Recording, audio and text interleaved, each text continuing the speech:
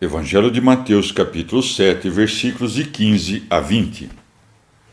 Guardai-vos dos falsos profetas, que vêm a vós com vestidos de ovelhas, mas por dentro são lobos rapaces. Pelos seus frutos os conhecereis. Porventura colhem-se uvas dos espinhos ou figos dos abrolhos? Assim toda árvore boa dá bons frutos, e toda a árvore má dá maus frutos. Não pode uma árvore boa dar maus frutos, nem uma árvore má dar bons frutos. Toda árvore que não dá bons frutos será cortada e lançada ao fogo. Vós os conhecereis, pois, pelos seus frutos. Palavra da salvação. Comentário Mateus 7, de 15 a 20. Santo Agostinho. Tendo dito o Senhor que são poucos os que encontram o caminho estreito e a porta estreita, para que os hereges, que muitas vezes se recomendam por seu pequeno número, não se coloquem em nosso lugar, acrescenta em seguida: guardai-vos dos falsos profetas.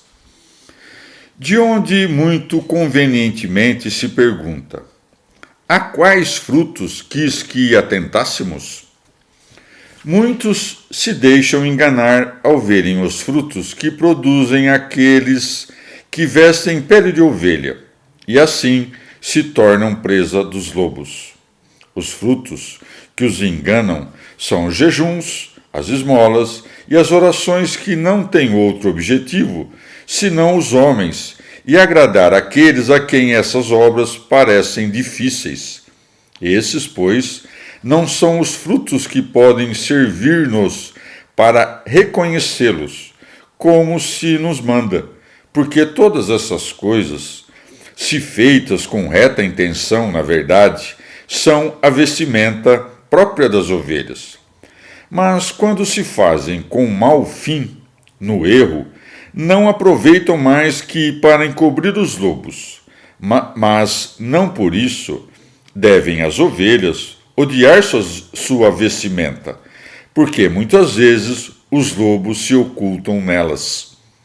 Quais são os frutos com os quais poderemos conhecer a árvore má? É o que diz o apóstolo. As obras da carne são manifestas. São a fornicação, a impureza, Gálatas 5,19. E quais são os frutos com os quais poderemos conhecer a boa árvore? O mesmo apóstolo mostra dizendo: o fruto do Espírito é caridade, gozo e paz, Gálatas 5,22. Mas pelas obras se pode conjecturar se eles têm essa aparência exterior por alguma ambição, quando por algumas tentações, aquelas coisas que eles buscavam por ambição foram negadas ou retiradas. Se verá o fim que se propuseram ou que intentaram propor-se ao cobrirem-se com esse véu. E então é necessário que seja evidente se é lobo coberto com pele de ovelha ou ovelha com sua própria pele. Deve-se evitar aqui o erro daqueles que opinam que as duas árvores designam duas naturezas, das quais uma é de Deus e outra não. Deve-se dizer que esta figura das duas árvores em nada os favorece, visto que aqui não se trata das árvores, mas manifestamente dos homens, como poderá ver claramente quem tiver lido o que antecede e o que se segue. As mesmas naturezas desagradam os mencionados hereges, que são as que não as consideram segundo sua utilidade. Não é pela comodidade ou incomodidade que nos causa, mas considerada por si mesma que a natureza dá glória ao seu artífice. Todas as naturezas, pelo mero fato de serem e por isso de terem seu modo próprio de ser, sua forma exterior e certa paz consigo mesmas, são certamente boas. Daqui julgam os maniqueus que nem uma alma má pode ser mudada para melhor, nem uma boa para algo pior, como se tivesse dito: não pode uma árvore boa converter-se em má, nem uma árvore má converter-se em boa. O que disse é: não pode uma árvore boa dar maus frutos? Nem o contrário. A árvore é a própria alma, isto é, o próprio homem. Os frutos são as ações do homem. Não pode, portanto, um homem mau praticar boas obras, nem um homem bom praticar más obras. Logo, se o homem mau quer agir bem, é preciso antes fazer-se bom. Enquanto alguém é mau, não pode produzir bons frutos. Assim, como pode acontecer que o que foi neve não o seja, mas não que a neve seja quente?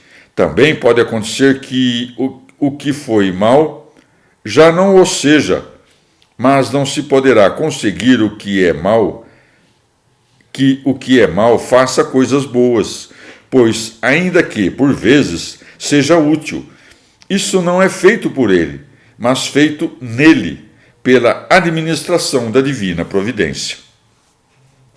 Assim como se sabe que da má vontade não podem brotar mais que más ações, como sucede à árvore com respeito aos frutos, também de onde dirás que procede a mesma vontade má, a não ser que a má vontade do anjo nasça do anjo, como a do homem nasce do homem mesmo?